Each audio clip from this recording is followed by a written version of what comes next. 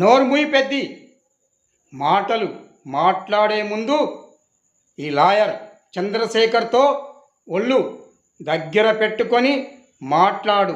నీ కొడుక్కి ఉరిశిక్ష పడింది, కానీ ఈ దేశంలోని ఏ లాయర్ కూడా నీ కొడుకు ప్రాణాల్ని కాపాడలేడు. నేనొక్కనే కాపాడుతానని నీకు ఛాలెంజ్ చేసి చెప్పానా లేదా? నీ కొడుకు మర్డర్ చేసిండు, కానీ నీ కొడుకు కేసు వాదించడంలో నేను మర్డర్ కేసు వాదించడంలో నేను మంచినీళ్ళు తాగినంత ఈజీగా వాదిస్తాను. నువ్వు 25,000 కోట్ల రూపాయల డబ్బు రెడీగా చేసుకో.